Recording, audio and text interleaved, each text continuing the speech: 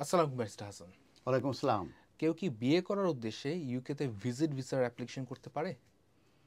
Answer হচ্ছে yes. এই সংক্রান্ত ব্যাপারে একটি ভিসা আছে, সেই ভিসাটার নাম হচ্ছে ইউকে ম্যারেজ ভিজিটর ভিসা। তো ইউকে ম্যারেজ ভিজিটর ভিসা মূলত এটা ডিজাইন করা হয়েছে যারা ওভার 18 তাদের জন্যে।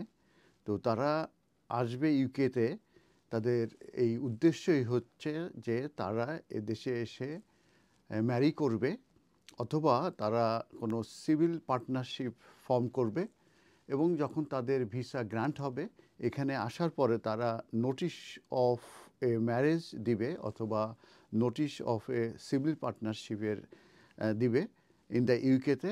এবং এটি short term visit visa only, এবং এটা অ্যালাউ করে না যে এই ভিসায় আসবে তাদেরকে এই ইউকেতে থাকার জন্যে আফটার দ্য সেরিমনি। তার অর্থ এই দাঁড়াচ্ছে যে তারা আসবেই শুধু এই ম্যারি করার উদ্দেশ্যে, এবং তাদেরকে 6 মাসের ভিসা দেওয়া হবে, এবং এখানে আসার পরে তারা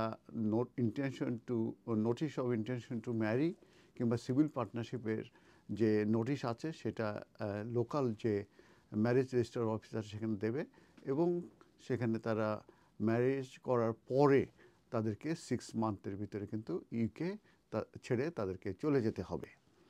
তো এটার যে রিকোয়ারমেন্টস আছে সেই রিকোয়ারমেন্টসগুলো আমি এখন আলোচনা করব।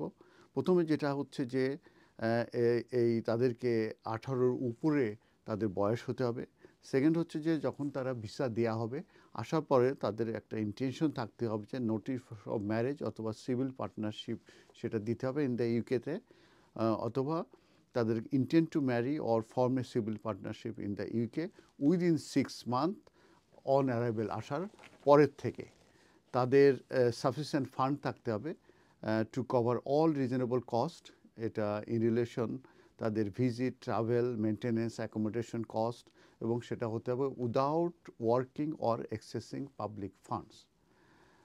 তারা ভিজিট করতে আসবে ইউকেতে ফর লেস দেন 6 মান্থ, এবং তাদেরকে চলে যেতে হবে end of their visit. That means 6 মান্থের ভিতরে তো তাদেরকে ইউকে ত্যাগ করতে হবে। তারা তাদের যে ভিজিট ভিসাটা আছে সেটা তারা এক্সটেন্ডেড করতে পারবে না ফ্রিকুয়েন্টলি কিংবা সাকসেসিভলি, এবং তারা এই ইউকেকে মেন হোম হিসাবে তারা গ্রহণ করতে পারবে না, এবং তাদের যে জেনারেল গ্রাউন্ডস ফর রিফিউজাল আছে সেগুলো তাদেরকে স্যাটিসফাই করতে হবে। এখন প্রশ্ন আসতে পারে যে তারা ইউকেতে আসলো এই ইউকে ম্যারেজ ভিজিটার ভিসায় আসার পরে যদি তারা বিয়ে করার পরে আমি যেটা বলেছি তারা কিন্তু ইন কান্ট্রি থেকে কিন্তু তারা সুইচ করতে পারবে না। এখন প্রশ্ন আসছে যে তারা যদি তাদের দেশে ফিরে যায় এবং সেই ক্ষেত্রে কি তারা এই স্পাউস ভিসা আসতে পারবে কি না, আনসার হচ্ছে ইয়েস।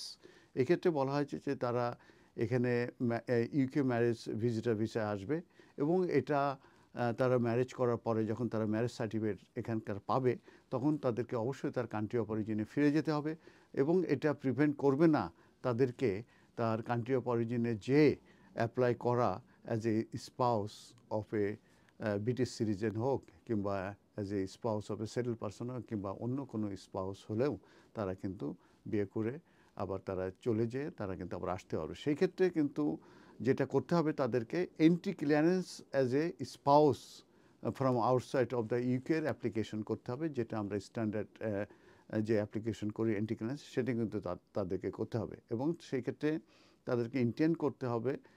তারা কিন্তু ইন্টেন্ড করতে পারবে না যে এইখান থেকে ম্যারেজ করেই তারা সুইচ করতে পারবে না, যেটা আমি আবারও রিপিট করছি। অতএব এক্ষেত্রে ইন কনক্লুশন আমি বলি যে ইউকে ম্যারেজ ভিজিটার হিসেবে আসতে পারবে, তারা বিয়ে করতে পারবে, করে 6 মান্থের ভিতরে তাদেরকে ফিরে যেতে হবে, কিন্তু তারা লিভ টু রিমেন ইউকের জন্যে ইন কান্ট্রি থেকে কিন্তু তারা অ্যাপ্লিকেশন করতে পারবে না অ্যাজ এ স্পাউস।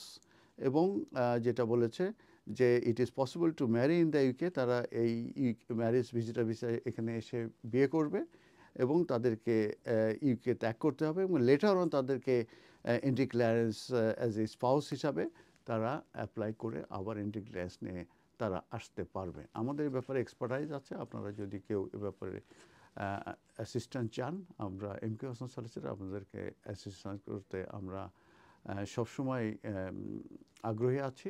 আমাদের সঙ্গে যোগাযোগ করতে পারেন। তাহলে অ্যাপয়েন্টমেন্ট নিয়ে আসলে আমরা অ্যাডভাইস দিয়ে আপনাদেরকে এ ব্যাপারে সাহায্য করতে পারবো। ধন্যবাদ।